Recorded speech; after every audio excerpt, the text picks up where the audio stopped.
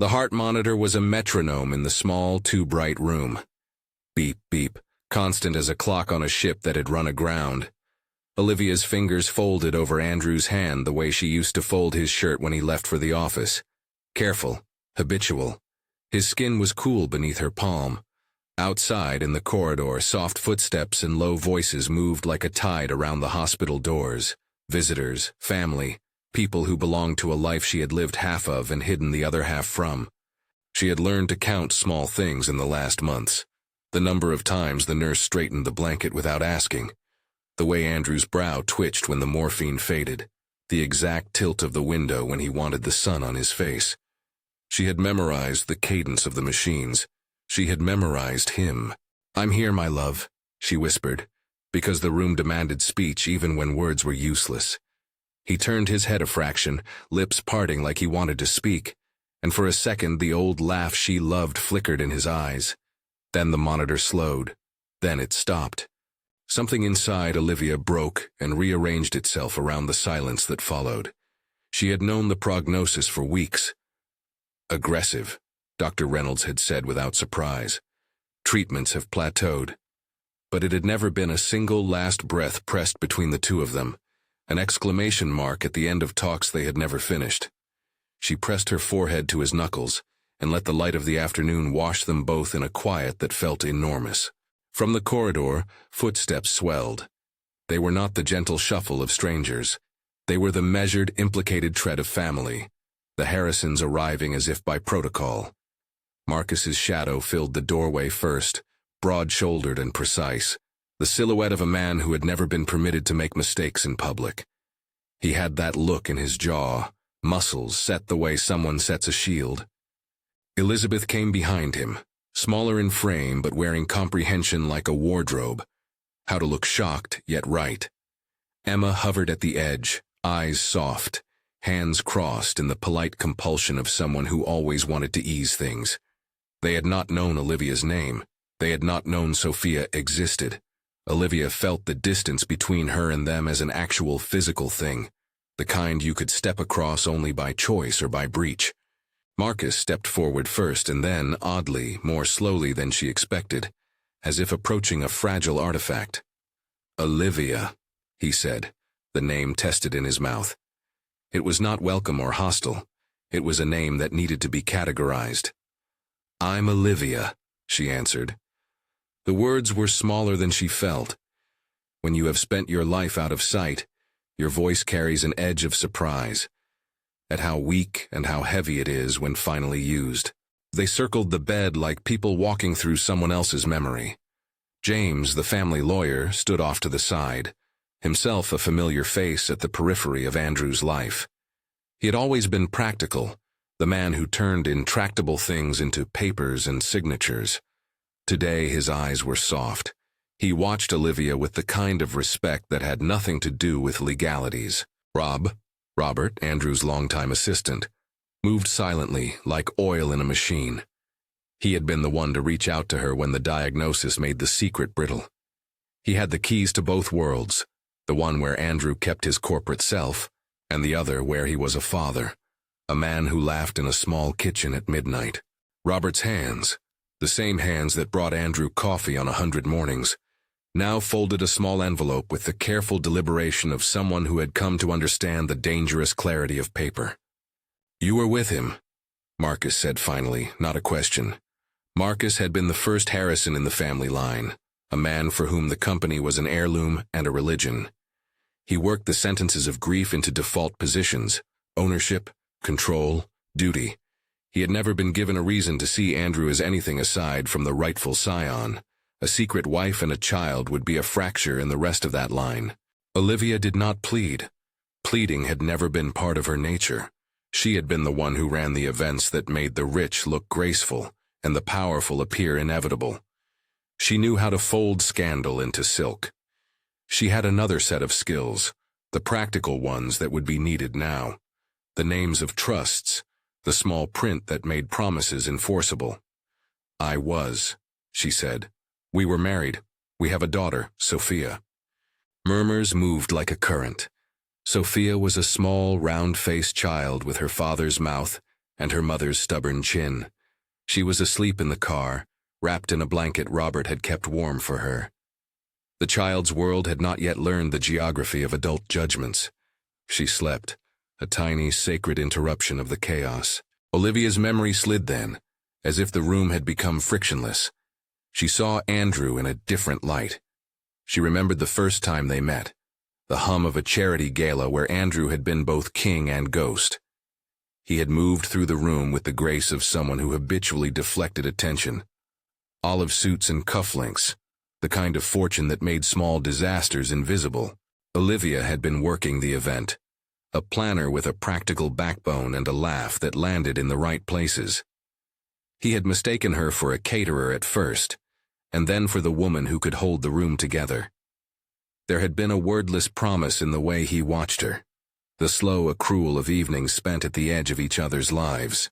They married in secret on a damp Tuesday at the courthouse, an almost comical compromise between his world of expectations and her life of thinned privacy. Andrew had made her a promise then, as if he could stitch safety around the small life they were beginning. 5 years, he said. 5 years for the company, for his siblings, to settle. The idea was crude and tender all at once. "Give us 5 years," he had said, smiling at the absurdity of it. "When the world is ready, I will tell them." She thought of that now, the arithmetic of secrecy like a ledger in the back of her head. 5 years to be both invisible and wholly present. 5 years to live in a small house at the edge of the water where the ocean smelled like the cleanest truth. Their beach house had been a sanctuary, all glass and wind, where Andrew took off the armor of his surname and learned the soft things again. Late steering wheel confessions, their daughter's first steps across sand. Sophia's birth had been 2 years into the pact, an unplanned joy that made promises both more necessary and harder to keep. Andrew had paused at the threshold of parenthood, a man reconciling the calculus of love with the ladder of expectation. He had been complicated in that way that made it impossible to condense him into a complaint. He was not coward or hero in the simple sense. He was a man weighed by the inertia of a family name and by the sudden, all-encompassing violence of love. He feared what his family would do to the reputation that had been the currency of 4 generations. He feared losing the company to rancor and litigation. He feared the publicity that might splinter what his father had built. So they had hidden, and in hiding they made a private world so full it sustained them. Then the diagnosis, words like uncontrolled, metastatic, time-limited, were handed to them in acrylic boxes of light. Andrew kept it dignified at first, insisting on normality, meetings, board calls, the facade, but the disease narrowed everything. Treatments shrank in efficacy, protocols slipped into diminishing returns. There were good days, wins that felt like borrowed time, and as the disease moved forward, Andrew's resolve began to break into new honesty. He told her in the kitchen at 3 a.m, the house quiet except for the mechanical breath of the refrigerator. He had sat across from her, older in ways that no one else would have noticed. "I want it to be real before I go," he said. "I don't want you erased." There was a careful, furtive hope in the idea of publicness, an announcement, a press release that he could control. But the world has a way of not waiting for iron plans. Meetings had to be delayed. A board vote was postponed for a strategic advantage. A lawsuit threatened at a moment when their courage would have to be bound to a date. Time, which is always a political resource for those in power, moved in a way that carved their plan into smaller, imperceptible compromises. Every postponement was another sliver of silence they would carry. On his worst days, Andrew spoke about the company like an old friend whose habits he revered. On his best, he spoke about Sophia like a little miracle who had no interest in preserving appearances. He taught her how to whistle using wet fingers and how to arrange shells on the beach in a way that made them look like coins. In the clarity of those afternoons, he made promises like a man trying to outrun regret. There had been a moment, months before he died, when he had asked James to draw up a trust that would protect their daughter and Olivia's place. He asked for documents that would stand up to scrutiny, for lawyers who would not let the family reduce her to an anecdote. Andrew had been meticulous, Everything accounted for, signatures in line, video statements planned. He knew the currency of evidence in a world that worshipped legal texts. He also knew he might not have the luxury of waiting for a ceremony of public acceptance. So he enlisted the blunt pragmatism of legal preparedness and the old-fashioned bravery of confession. On the last afternoon he was lucid. Andrew opened his eyes and looked at Olivia like he had found her again after a long absence. "Tell them," he said. The words were thin but firm, the kind of instruction that becomes a command because there is no time for debate. "Tell them Sophia is mine. Tell them I married you." Olivia cupped his wrist. "What if they—" she began. "They're already going to find out," he interrupted, not angry, only accurate. "They'll find out when I'm dead or when I'm brave. Better for it to be on my terms. Promise me." She promised because she could see no other choice. She promised because she had spent a life learning how to make invisible things visible, only when the light was right. She promised because the only thing that mattered was the small, luminous child who slept in the car outside. There was a kind of theater to death at the end of power. Family members arrive with their practiced condolences and their interrogating glances. Someone from the press tried, respectfully, preemptively, to circle the story by asking about donations and public appearances. Linda Chin, head of PR at Harrison Industries, materialized, the efficient smile of a woman who had spent her life translating crisis into strategic calm. She offered words that were polite and calculating. "We will manage the narrative," she said, which in the company meant they would manage truth. Her eyes flicked past Olivia, not rude but trained to anatomy the shape of liability. James handed Olivia a small envelope at the bedside, an object that seemed trivial and then colossal. "Andrew asked me to make sure you had this," he said. His voice was a rope, pulled taut. "It's his letters and instructions. He wanted there to be no question." Olivia folded the paper into her palm. There was a thinness to the legalese that was meant to feel administrative and lifeless. But paper can be a promise too, and sometimes promises were the only law that mattered. She slid the envelope into her bag along with the weight of an entire life she had held in private. Funeral plans followed like an echo. They were careful about the line between private mourning and public performance. Andrew's casket was polished to a neutral sheen. The family wanted a funeral that would be proper, sober, the kind of event that signaled the closing of a successful chapter. Olivia sat in the seats that had been arranged for guests important to Andrew's public life, feeling at once like a link in a chain and the knot in it. Marcus arranged the eulogists with the deliberation of an auctioneer. Elizabeth rehearsed the correct face of grief. Emma's sympathy felt like a hand being offered in the dark. She leaned toward Olivia once during the visitation and, with a small gesture, handed over a piece of paper. A list of names of people who might be allies when the scandal came. It was the only sign of active tenderness any of them showed. At night, after the funeral home lights dimmed and the staff cleared the flowers into white vans, Olivia sat alone in the cold kitchen they kept for anyone who needed to think. Sophia had been put to bed with a weary fever that had nothing to do with inheritance and everything to do with living. She had made a small, childlike drawing during the visitation, 2 stick figures holding hands, a purple sun over their heads. Olivia had it folded in her coat pocket as if it were evidence. She thought of Andrew's last clear instruction again. Tell them, because in that order of priorities, truth weighed like a moral compass.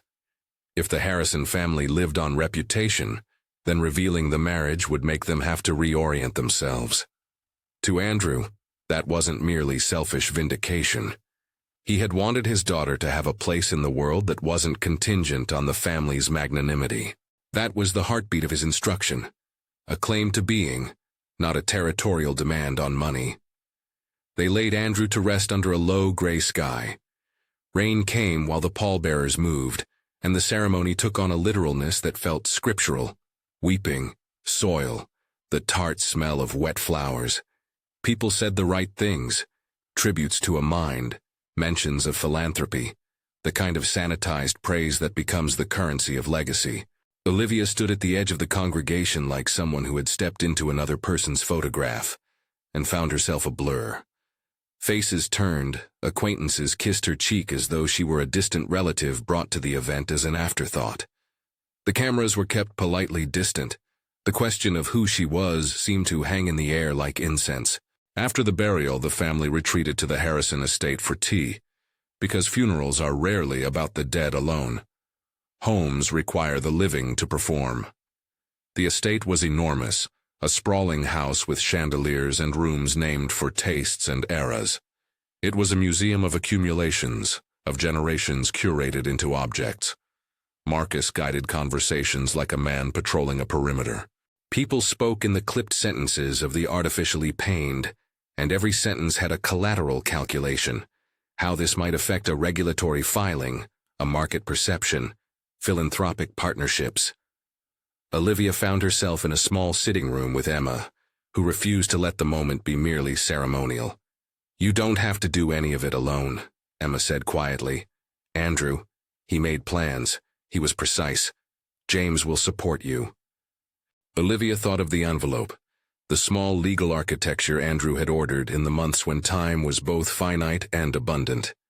She thought of 5 years, an agreement of civility that had been interrupted by a body that refused to wait. The contingency of their secret life had been designed not for rupture, but for patience. There was a cruel irony in a plan meant to keep peace yielding chaos instead.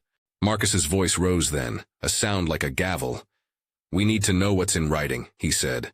The sentence was less a question than a summons. "If there's a will, if he made arrangements, then we will need to see them. For the company's sake, for the children, for the reputation." "Andrew told me to tell you," Olivia said, her voice steady like glass. There was no tremor in it because trembling would have been a currency they could exploit. "He wanted you to know the truth. He arranged for documents. James has them." Silence closed like a lid. That word, truth, landed in the room and upset everything that had been arranged to look stable. It exposed a small, bright seam. The Harrison house was built on a narrative of continuity, and that narrative was now at risk of unraveling. Marcus's eyes were hard, not vicious, but frightened. Fear is a motive that breeds sharpness. "If this is true," he said finally, "it raises serious questions about corporate governance and the distribution of assets." Emma bristled, a quick protective motion at Olivia's side. "Those are legal questions," she said. "There's no need to perform grief as a political instrument." Elizabeth looked stricken. She was not yet the person who could pick sides with the confidence of a practiced strategist.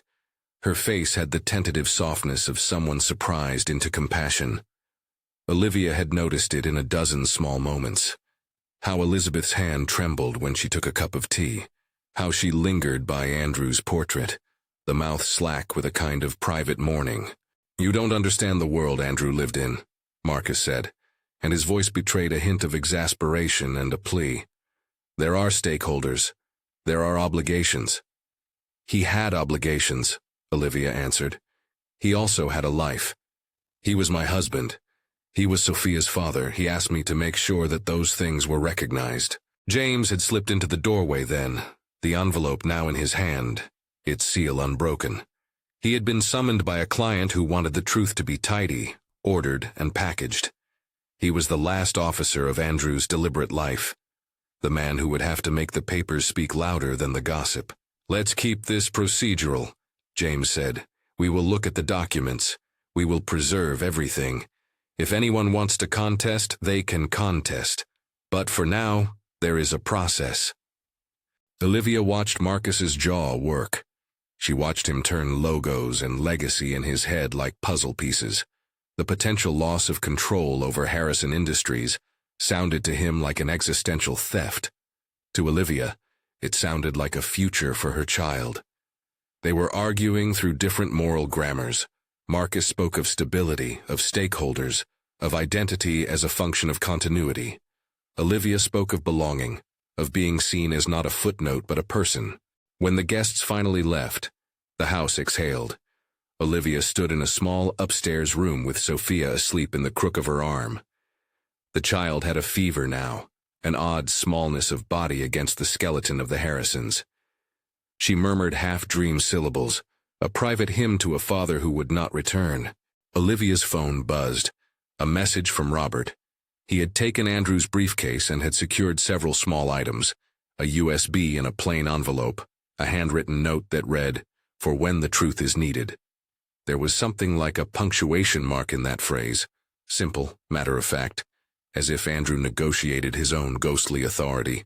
The night outside the estate was thick with rain, and the sound of water against the roof. Olivia walked to the window and watched the shapes of the gardens blur into black. She thought of how secrets cut both ways, the protection they provide, and the resentment they breed. She thought with a sudden sharp clarity of the title line that had lodged in her chest like a splinter.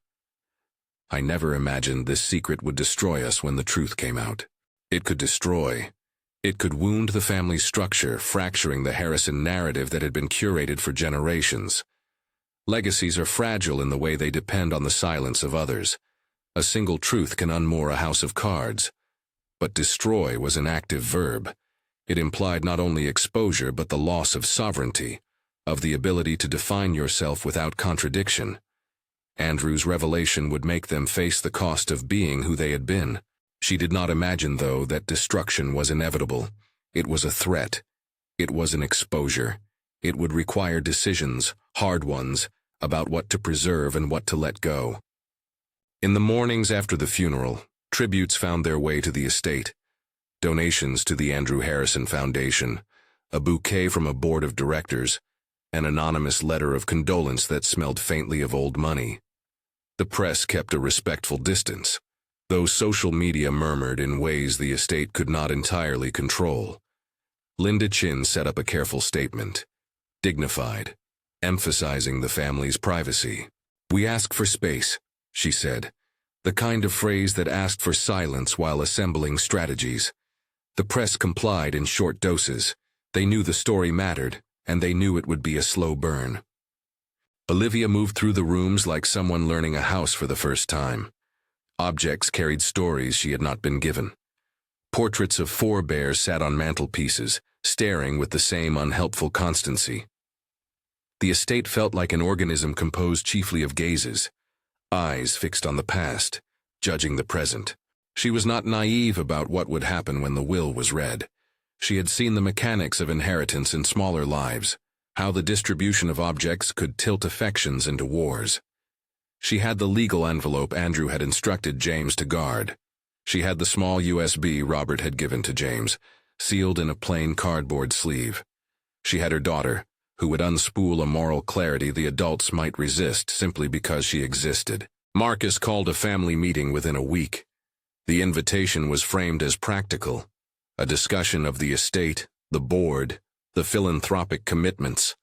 Olivia knew, by the tilt of his language, that the invitation was a gauze he would use to test the seams. She arrived with James at her side, as she had been asked to, and with Sophia tucked into the crook of her arm, pajamas hidden under a small coat. The room was the oak-paneled boardroom of Harrison Industries, a symbolic staging ground. The giant windows looked out to the sea, so that the view of continuity was physically present. People took their positions across the table like chess pieces. Marcus sat at the head as if the table could be an altar for the family's control. Elizabeth was near him, pale and careful. Emma sat closer to Olivia, a soft asterisk of allegiance. Linda Chin arranged a palette of public statements on a notepad. James placed the envelope he'd been guarding on the table with an almost ceremonial care. "This will be brief," Marcus said. "We will review the legal documents and prepare any necessary responses." He looked at Olivia as if the sentence required her approval to be meaningful. She gave none. She only added the detail no one else had considered. "Andrew wanted you to hear the truth." A hush, a recalibration. Eyes moved. Habits of allegiance were being reassessed. The room felt narrower, as if the family's conversation now had to fit through a door they had never expected would be opened. James broke the seal and read with the deliberate cadence of a man performing accuracy in lieu of sentiment. The will was technical where it needed to be and humane in places Andrew had demanded. He named bequests and philanthropic commitments. He named Olivia and Sophia explicitly. As James read, Olivia watched faces, how they softened, hardened, flickered. Marcus's posture did not change. His face remained flat in the way of someone who had learned to regard astonishment as a tactical variable. When the line came naming Andrew's beloved wife and acknowledging a daughter, the room inhaled. It was in that sharp collective intake that Olivia felt the possibility of something shattering and the possibility of something unexpected assembling differently. Marcus's mouth tightened. Elizabeth blinked and swallowed as if tasting betrayal. Emma's hand closed around her own knee. The words were simple, and the consequences not. "Is this legitimate?" Marcus demanded then, the question rigorous enough to be made into a weapon. James put down the paper. "All documents are in order. Mr. Harrison took steps to ensure there would be no ambiguity." "You could have told us," Elizabeth said, not accusing so much as bewildered. An honest woundedness that cut in a way polished anger could not. "Why hide it? Why lie to us?" Olivia did not answer about the why. She did, however, say what she had been asked to say, the thing she owed to the man who had died with his hand in hers. Andrew was afraid. He knew how the family might react. He wanted to protect Sophia first. "You should have told us," Marcus said, and the words were not an invitation. They were a declaration of loss, of control, of trust, of the picture they had told themselves about themselves. Outside, the rain had started again, a steady percussion on the heavy windows. The hush in the room was a contained storm. People rose and retreated to conversations that rehearsed positions. The house, which had held authority for generations, felt like a thing with a crack. Olivia walked out onto the terrace alone and breathed in the cold, washed air. Behind her, the meeting continued, but the breath she took belonged only to her. Sophia's small drawing had unfolded in her coat pocket. She smoothed it with a finger, neither evidence nor plea, but simply a map to the child who anchored the whole precarious truth. Her hand closed on the page as if to make the world small and manageable once more. She had kept a promise to a man who had died asking her to make truth sing. She had not imagined the possibility that the secret could destroy an entire family narrative when it came out. But she had known it might crack their equilibrium. That knowledge was a hard, luminous thing. She had to decide now, not whether to fight or to bend, but where to place her feet in a landscape that had suddenly rearranged itself. A knock on the terrace door drew her back. It was Emma, and on her face was a helpless earnestness that belonged to the best kinds of kinship. "You're not alone," Emma said quietly. Olivia let out a breath that could have been a laugh or a prayer. "I know," she said, "but I'm not sure what comes next." Emma's eyes were steady. "Then we do the next thing," she said. "We look at the papers. We keep the child safe. We make sure Andrew's voice is heard the way he wanted." Inside, James had placed the envelope back into his briefcase. There was a USB tucked into it, a small, inconspicuous flash of the modern kind of testament. Robert had told James, earlier, that Andrew had recorded something. Words, perhaps. A confession, perhaps. An explanation, perhaps. It seemed absurd to hope that a file could be an argument in a world of hearts and histories, but evidence has a gravity of its own. The boardroom doors closed on the conversation, but the story did not finish. It had gathered momentum like a thing moving down an incline. The will had been read. The Harrison family's equilibrium was unmade. Forces were aligning for the next move. Legal, reputational, human. Olivia carried Sophia into the car and watched the estate recede, the lights of the house shrinking into the drizzle. There was a place in her breast where grief met a fierce, practical determination. She had promised Andrew she would tell the truth. Now the truth was out, and its revelation would test the family in ways that would be private and public. The secret had been revealed. The consequences would be negotiated. It was not a single collapse she contemplated, but a series of small fractures that might widen into something dangerous. Inside her bag, the envelope was warm with the memory of his fingers.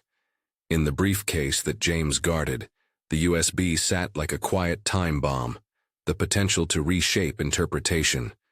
The coming days would be about how to use them, to defend, to explain, to persuade. Olivia buckled Sophia into her car seat and watched the little girl blink against the rain. Her child's breath fogged the glass in tiny puffs. For the first time in months, Olivia felt exposed not as a planner in the background, but as a woman whose life was now a fulcrum. The company's narrative, Marcus's authority, Elizabeth's confusion, Emma's tentative solidarity, all of it had to be grappled with. As they drove away, the sky above the estate opened into a strip of pale light, as if someone were testing how much brightness the world could tolerate. In the rearview mirror, the house diminished into the rain, and the story of a man who had managed lives in public while loving in private stretched behind them, like a folded map. Olivia thought of the title that had folded through her mind since the morning of the monitor's last beeps. I never imagined this secret would destroy us when the truth came out. She did not want destruction. She wanted a place at the table for her daughter. She had been thrust into the middle of a conflict that involved money and reputation and the old rituals of privilege. She had been made visible, and visibility is a dangerous power. It leaves you open to being claimed and condemned. For now, the task was simple and mortal. Keep Sophia safe, make sure the documents Andrew had arranged were honored, and prepare, however possible, for the fight to come. The press would want statements. The family would circle its wagons. Legal counsel would move to secure position. But somewhere between the lawyer's briefcase and the child's drawing lay a more human truth. The reason Andrew had asked for the secret to be told. Recognition. The recognition of a daughter. A promise made good. The acknowledgement of a life that had existed in two worlds. Olivia pulled into the small driveway of the beach house, the place that had been their sanctuary, and that suddenly felt like the last honest geography she possessed. The ocean outside was a gray smudge, the waves in no particular hurry. She unbuckled Sophia and watched her small face, which already knew how to find a smile even when the world required seriousness. She laid the child in the soft bed and smoothed the cartoon blanket over her. Sophia opened one eye and wiggled her small fingers into Olivia's. "Mama," she said, simple and certain. Olivia's throat tightened, a tightness unrelated to the legalistic tightness of corporate boards. This was a binding that mattered. She bent and kissed the child's forehead. "I'm here," she said, "I promise." She sat by the window until the sky turned dark. Her phone buzzed, James with a text. "We should meet tomorrow. There are a few complications." Underneath that, a second message. "Robert found the recording. He wants us to review it before anyone else sees it." Olivia's hand closed around the ring Andrew had left on the bedside table. It was green. The emerald he had given her on their 10th month, a small private thing that signified nothing to anyone outside their life. She slid it on her finger and felt the loop of metal and memory. It was both a talisman and a task. She knew the revelation could destroy them. She also knew it might save something, if not reputations, then children, if not the illusions of continuity, then at least the human rights to be seen. Rain kept tapping the glass. The house was quiet except for the ocean's steady breathing. Olivia rose at last and, with hands still shaking from grief and the exertion of promises, locked the door. Tomorrow would bring lawyers and conversations that smelled of paper and calculation. Tomorrow would bring a reading of wills and the unspooling of what had been tightly held. For a moment she let herself remember the small private day on the beach when Andrew had told her he would be brave soon. He had smiled then like a boy planning an escape. "We'll tell them," he said, standing with his feet in the surf, the cold biting at his ankles. "We'll tell them who we are." Now the surf was witness to something else, the aftermath of a life hidden for love. The secret had been told, and the telling had already shown its power. It did not yet destroy them, no, but it had shifted the ground beneath the family and the company. The revelation was a wedge that had been driven in. It was time to see whether it would split them apart or force them to reconstruct. She sat on the porch until the stars were washed out by clouds and the house hummed with the small nocturnes of its appliances. The night was a sober witness. She thought of what would come at the table tomorrow. Questions, accusations, perhaps offers of compromise. She thought of Andrew's steadiness in the face of his own mortality, of his last request that she be made visible for her child's sake. She thought of the USB in James's possession and the small envelope in her bag. When she finally went upstairs to sleep, Sophia still whispering dreams, Olivia rehearsed a line she would say again and again. "We will honor what he wanted." It was a simple sentence, a promise that could be carved into legal instruments and moral appeals alike. It was also a vow she would have to live when the family's idea of preservation tried to push her to the edge. Outside, the rain moderated. The house stood, not immutable but intact. Inside, Olivia let herself feel the weight of what had been revealed, and the strange, fierce hope that maybe a single truth spoken loud enough could force a different kind of family, one that could admit mistakes and still hold its members. Tomorrow the reading would begin. For now, she closed her eyes and let herself be a mother in a small house by the water, the ocean's breath steadying the parts of her that had started to splinter. She had promised a dying man she would tell the truth, and that promise had already begun to ripple through the rooms of the Harrison legacy. The secret had been exposed, and with exposure came risk and perhaps the possibility of repair. If this is the kind of story that holds you, stay with it. There's more ahead that changes everything. Morning arrived in a strip of pale light, and with it, the machinery of consequence. James drove Olivia to the small downtown courthouse where the first skirmishes would be filed, the city waking like an audience waiting for a performance to begin. It felt absurd and ordinary at once, a town with its coffee shops and dog walkers, and inside its civic buildings, the same quiet rituals that would decide who belonged to what inheritance and how a corporation could survive scandal. Olivia did not wear grief like costume. She wore it like armor that could be polished into argument. There were motions to be filed, of course, procedural things that had the practical glamour of legalese. Marcus had already arranged to consult outside counsel. His message had been terse and public in tone. The company needed to be protected. The board moved in rectangles, teleconferences, and secure emails, while Linda Chin, with a makeup bag and a plan, prepared the first public statement that would have to hold up under scrutiny. Her sentences were measured to the millimeter. "We will respect the family's privacy," she said, "but we will also be transparent about governance." It was ambiguous in exactly the right way. The press parked on the curb outside the Harrison offices like a flock, worked up but disciplined. They had been told to keep distance during the funeral. Now they smelled a longer story. For a week the headlines were cautious. Harrison heir dies, new family revealed. Social feeds threaded rumor with grief, and pundits, careful, hungry, debated what the revelation meant for a company whose public image had always been a key asset in itself.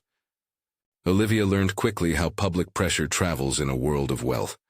It arrives as a gentle request, then escalates into a legal claim, then becomes a reputational test. There were anonymous notes that suggested leaks, claims of improperly obtained records, whispered accusations about timing, attempts to make the story look like a scheme. James treated those murmurs as background noise. Allegations, he called them, are not proof. He moved with a quiet confidence that steadied Olivia. He had been Andrew's counsel in many of life's small architectures, and in death he became the last keeper of Andrew's paperwork. Marcus's strategy was not only legal, it was existential. He framed his insistence as stewardship. "This company is more than money," he told the board in a clipped conference call. "It's our family's purpose." His voice carried the old conviction of a man who had grown up within corridors that smelled of polished wood and deferred decisions. He feared that a prolonged fight would invite investors to imagine instability. He feared that a scandal would be leveraged by competitors with short memories and long ambitions. The first formal contest was as predictable as it was cold, a challenge in principle made in thin language, an injection of doubt about capacity, a question about the influence of grief. Marcus's lawyers filed a notice that they intended to challenge aspects of the will and to request an expedited hearing to secure an injunction if necessary. In the filing, they did not name Olivia by anything other than a person asserting spousal and parental interest, which felt like an attempt to depersonalize the matter. It was a maneuver that sought to make the personal look procedural, to reduce a daughter and a wife to clauses and claims. But Andrew had anticipated this. His preparations were meticulous by a private man's standards: marriage certificate, notarized statements, trusts already drafted, and, crucially, a recorded statement that tied his intention to his mental competence at the time of signing. Undue influence, Marcus said in a private tense meeting to which only a few were invited. If anyone can argue that Mr. Harrison's decisions were compromised by illness or pressure, we must test it. James let the sentence rest between them like a pebble that needed to be turned. Andrew signed these when he was lucid, he replied. He recorded a statement when he was able. If there's a test to be had, it will be about whether those documents are authentic. We have reason to believe they are. You can produce everything in court, Marcus said, blunt. He had not yet attacked someone's character if he could avoid it. He preferred strategic certainty over messy theatrics. The court will see the evidence, James said. And the evidence includes a video Andrew made while he was well, before his condition progressed. Marcus's expression hardened. The mention of a recording felt like a threat, the kind that required a counterattack. He put out a measure of authority, an attempt to reclaim order by calling for an immediate forensic review. That evening the boardroom felt like a battlefield. Papers were moved, consultants called, contingency plans drafted on legal pads. Linda and her team worked to draft a message that would neither sound defensive nor alarmingly moralistic. We must be honest, she said to Marcus. But we must not be hasty. A statement that is too combative could escalate. We propose an acknowledgement of the facts and a pause to allow due process. Marcus wanted a harder line. He wanted a public question about the timing and motive behind the will's disclosures. But there is a peculiar calculus in wealth. An extended public fight could yield unpredictable market consequences. Linda's strategy, control the narrative, minimize the leak points, show procedural respect, won the day. They would not concede the moral high ground, but they would not invite the public into a weeks-long spectacle. Meanwhile, Olivia held Sophia close and tried to shield the little girl from the currents. Sophia, unaware of corporate tides, demanded cookies and read-alouds, and the same soft rituals that had been their refuge. She drew pictures and brought them solemnly to the dining room table, each one like a tiny act of insistence that life continues despite courtroom calendars and articles. Her presence complicated everyone's calculus. For Marcus, she was a reminder that his brother's life had ramifications that were not merely fiscal. For Elizabeth and Emma, she was a living child with a claim that was morally obvious even if legally gray. It was Robert who moved the needle. He had been Andrew's assistant long enough to understand that loyalty sometimes meant keeping a secret until it had to be revealed. He had also known, in the days after the funeral, that Andrew had recorded something crucial, words meant to shape what would come after. Robert came to James and Olivia one afternoon with a USB in his hand and a face that somehow looked like someone who had kept a heavy item in his pocket for a long time. I watched it once, he said, because I had to know who he was at that moment. I thought, today I'll bring it, but we should show it privately, not to press, not to the public. They arranged a screening in the Harrison family's private library, a room of leather, low light, and portraits that watched solemnly. Marcus was invited. Elizabeth and Emma sat opposite him, the tension between them a visible pulse. Linda and James were there. Olivia held Sophia on her lap but kept the child's attention with a small cloth book. No one knew what to expect. A recording, even one prepared carefully, could land as contrived or as tender. It could be a lawyerly statement or a confession. James inserted the USB and the screen came alive with Andrew's face, clear and steady and younger than his body had been in his last months. He was not in a hospital bed. He was in a study, his hair less gray, the light on his face steady, as if he had chosen that lighting to be understood. He began with an apology that was simple and direct. "If you are watching this, then I'm gone," he said. There was a pause that felt like a practiced breath. "I chose to love and to try to protect what I loved. I did not choose secrecy to cause pain. I chose it because I was afraid." He told plainly about a life split between expectations and private integrity. He spoke about the weight of the Harrison name and the fear that the family would not understand the shape of his marriage. He explained the 5-year plan and the delays and the small cruelties that had made it easier for him to postpone truth. He addressed Sophia by name, saying things he had not said in waking rooms where family history pressed in. He spoke to Olivia with a tenderness that lit the screen. How he had loved her. How he had hoped to protect them both by choosing the timing of revelation. Importantly, he spoke about capacity. He described, in a voice that was calm and precise, the dates he had signed documents, and the conditions under which he had recorded his statements. "I am making these choices because I can," he said. "I want nothing disputed that will darken Sophia's life. My wish is for her to be recognized, to be protected." The camera lingered on him as he read a passage that echoed what James had distributed earlier, naming his wife and daughter in the plainest terms, the legal bearers of his estate, and setting aside funds and trusts for the child's care. He set out the foundation monies, the philanthropic commitments, and his explicit desire that the family not be reduced to guardianship alone, but be asked to make room. It was not a lawyer's manifesto. It was an intimate man's reckoning, a combination of legal intent and moral appeal that left no obvious openings for a simple attack.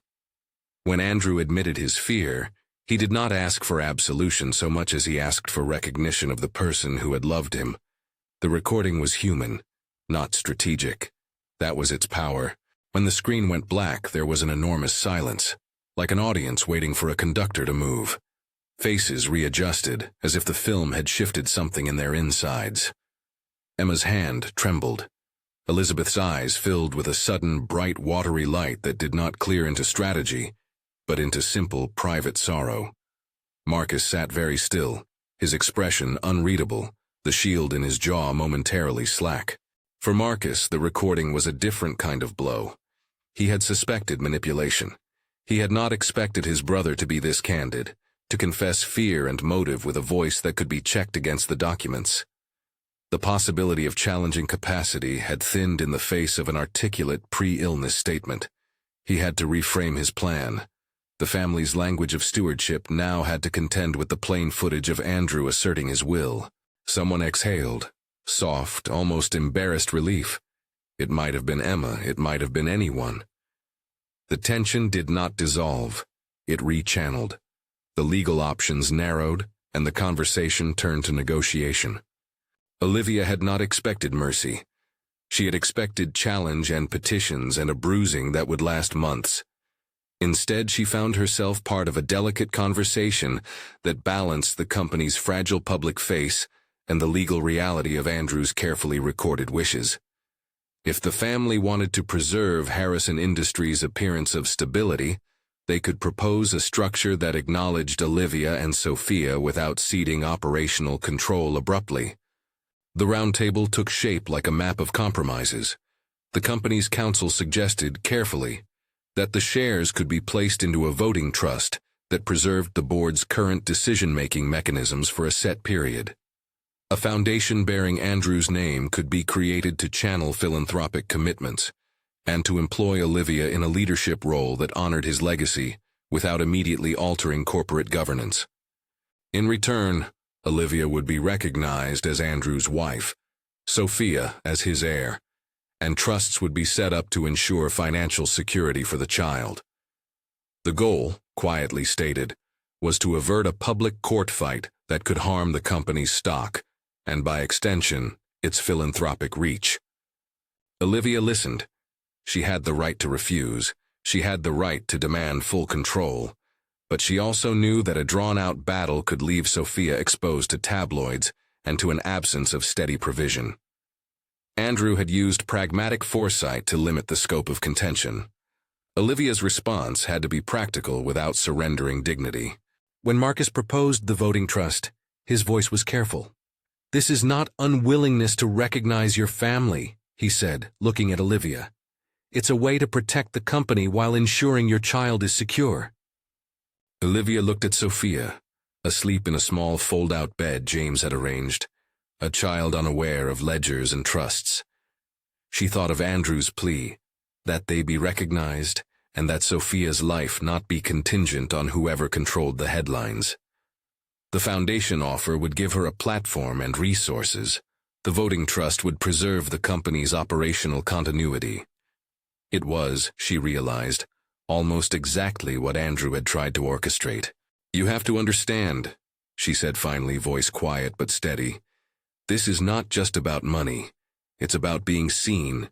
It's about our child not having to wait for permission to exist." Marcus heard more in that sentence than strategic language. He saw, perhaps for the first time, a life that existed in the bright, irreducible terms of parenthood. For him, the issue had been the appearance of control. For Olivia, it was the right to be recognized. A bridge began to form at that simple difference. Elizabeth spoke then, her voice small but present. "I can't undo what we weren't told," she said, "but I don't want to make this harder for Sophia than it has to be." The remark was a kind of surrender, an admission that some things matter more than pride. Negotiations moved through afternoon and evening, with James and Marcus's counsel drafting interim agreements, Linda shaping public language, and Emma hovering as moral witness.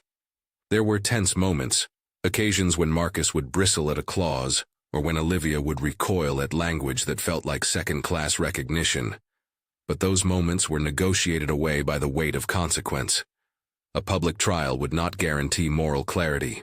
It would guarantee pain and spectacle. The family, imperfect and weary, bent instead toward settlement. The agreement that emerged was not perfect.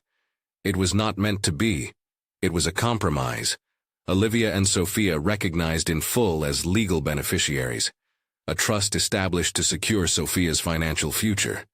A voting trust that kept day-to-day control of Harrison Industries with the existing board for a defined term. The creation of the Andrew Harrison Foundation, with Olivia named as its initial director and given authority over philanthropic programming. And a public statement that acknowledged the marriage and announced a period of privacy for the family as they adjusted. Andrew's recordings and documents were accepted as credible evidence of his intent. The family agreed to refrain from public challenges that would tarnish his legacy or expose Sophia to scandal. In return, Olivia agreed, reluctantly, prudently, to a governance structure that would protect the company from precipitous changes. The settlement was not a surrender. It was a tactical victory for Olivia, securing recognition and resources for Sophia while preserving the company's ability to function without the wrenching upheaval of litigation. For Marcus, it was a way to preserve the semblance of stewardship while honoring a man he had loved and not fully understood. For Elizabeth, it was a small but meaningful act of conscience. For Emma, it was a relief and a consolidation of her quiet loyalty. When the terms were put to writing, Andrew's voice, preserved on the USB, continued to be the decisive moral lever. It gave everyone a way to step out of the purely strategic and into something like accountability. The recording remained public only in the sense that it had been part of the family's conversation. It did not become a rolling media spectacle. Linda Chin's communications crafted a restrained statement that said what needed to be said without inviting commentaries. "I made choices I thought were right," the statement quoted Andrew as saying. "I lived a life with the courage and the fear that comes with human complexity. I hope those I love will remember me with both." The next weeks were a slow unwinding of tensions. The stock market was not unkind. Investors saw the agreement as a measure of stability, and the price moved cautiously. Columnists parsed motives but without blood. The tabloids, deprived of prolonged litigation, turned elsewhere. In the smaller world of family and friends, phone calls were made. Awkward, sincere, the kind that require practice and humility. Sophia resumed being a child. She ate popsicles on the terrace at the beach house, smeared purple ice across her cheeks, and delighted in small conspiracies of cookie smuggling.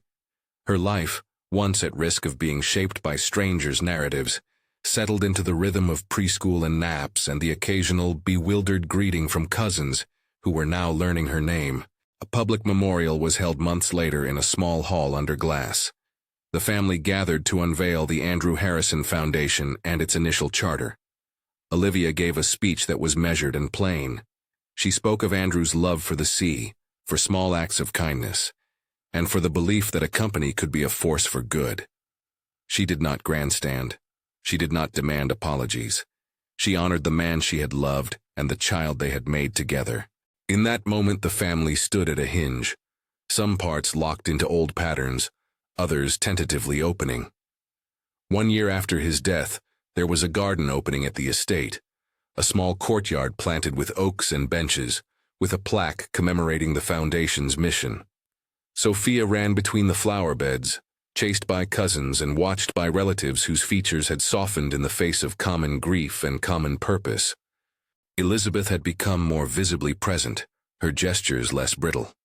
Emma had settled into a role of steady support, often seen at Olivia's side at foundation meetings. Marcus lingered near the edge, a man who refused to cosplay reconciliation, but whose actions had been practical, and in some places unexpectedly kind. Olivia's role at the foundation evolved from cautious stewardship into purpose-driven work. She translated Andrew's philanthropic priorities into programs that supported early childhood education, with a focus on bridging the gap between wealth and local need. She discovered, as she had suspected, that the work of public good could be its own kind of visibility, one that honored the dead by servicing the living. The foundation's board meetings were often a careful choreography between family members and outside experts. There were times when business impulses clashed with philanthropic ideals.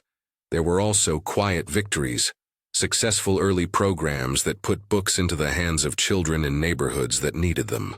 At home, small rituals stitched the year together. Sophia's 4th birthday with a cake that she refused to share, a portrait of Andrew that hung in the family room and was touched now and then like a daily liturgy, the emerald ring that Andrew had given to Olivia on a quieter date, and that she sometimes wore to remember small private things. The ring had been both talisman and burden. At times Olivia took it off, handing it into a safe as if material signifiers could be managed. On mornings when she felt the weight of decisions, she would slide it back on and feel the cold comfort of memory. Marcus's presence remained complicated. He was not transformed into a softer household figure. He remained the man who had been raised in a culture of stewardship. Yet he showed up. He attended foundation luncheons. He leaned into certain conversations with an endurance Olivia hadn't expected. There were moments, brief, human, when his anger dissolved into something like regret. Once at a small luncheon for donors, he found Olivia standing alone by a hedge and offered a tentative remark about Andrew's generosity that was almost an apology. She did not accept it as absolution. She accepted it as a step. The Harrison family did not become a fairy tale. There were still arguments about board appointments and donation priorities and the cadence of public disclosures. Marcus and Olivia continued to speak different moral grammars at times, but the line that had threatened to cleave them had been bridged by documents, by a recorded voice, and by the practical, stubborn force of a child's claim. Sophia, with her untroubled joy, had changed the calculus more than any legal brief could. One quiet afternoon, Olivia found herself in the library where so much of the earlier drama had been staged. The portraits watched as ever. Sophia was playing nearby, building a tower of blocks with a cousin, indifferent to generational weight. Olivia took the emerald ring from the drawer where she kept it when nervous and turned it in her fingers. The stone flashed green like a piece of the sea in sunlight. She thought of Andrew's last lucid days, of the way he had asked her to tell the truth so that his child would not be left to fight for recognition. She thought of the video Robert had brought, and of how it had reset the family's moral compass. She thought of Marcus's anger and Elizabeth's tears and Emma's small loyal gestures. She thought of the negotiations that had been long and painful, but had avoided a spectacle that might have reshaped their lives for the worse. She walked down the hall to the small sitting room where the family sometimes gathered for coffee, and there sat Marcus, alone, and reading the paper. He looked up when she entered, as if he had been expecting a question. "I didn't imagine," he said quietly, not in reproach but in a tone that might have been confession, "that any of this would be easy." Olivia sat opposite him. The room smelled faintly of lemon and old pages. "No," she said, I didn't imagine it would destroy us." Her voice did not condemn, it reflected. But it nearly did. It came close enough that we had to make choices. Marcus's shoulders were not as broad as they had once seemed. "Your presence forced us to reckon," he said. "That's not a compliment. It's a fact." "You kept the company alive," Olivia answered. "And I kept my daughter safe. We both did what we thought was right in our own terms. That's not nothing." They sat with that small, generous truth. It was the kind of truce that does not erase past pain but reframes it into a functional mutuality.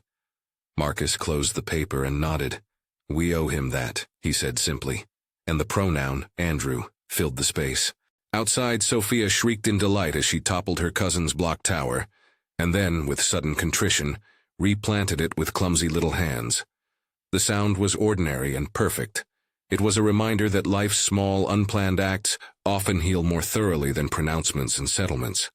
Olivia lifted the emerald ring and, for a moment, considered placing it into a drawer, or into the Foundation's archives as an artifact of a life that had been complicated and beautiful. Instead, she slipped it onto her finger. It fit like a memory returning to its body. There was no theatricality in the act, no reclaiming gesture staged for cameras, only a private decision to wear a token as a way to hold history close while moving forward. She rose and walked to a folding table where the Foundation's first annual report lay printed. The cover bore a photograph of a classroom with new books and bright children. She ran her fingers along the paper and realized that the work itself was the ring she should have given to the world. The practical, everyday holding of other people's stories and needs. When evening came, Olivia sat on the beach with Sophia tucked into her lap. The sea breathed and the sky stained into a deep indigo. Sophia pointed at a seagull, and then at the horizon, each small index a kind of theology for a child. They had weathered the storm of revelation, and what remained was a slow, ordinary rebuilding. It was not a restoration to the old comforts of pretense, but a new structure, built with both acknowledgement and limits. In the months since the settlement, the Harrison name had not unraveled. It had been dented, reshaped, and held together by agreements and by small acts of humanity. The secret that had once threatened to destroy them had done something else too. It forced the family to accommodate a reality that could no longer be denied. That accommodation cost them pride and required humility. It demanded that those who had guarded a narrative of continuity accept that continuity could include contradiction. Olivia pressed the ring lightly against her thumb and felt the cool metal.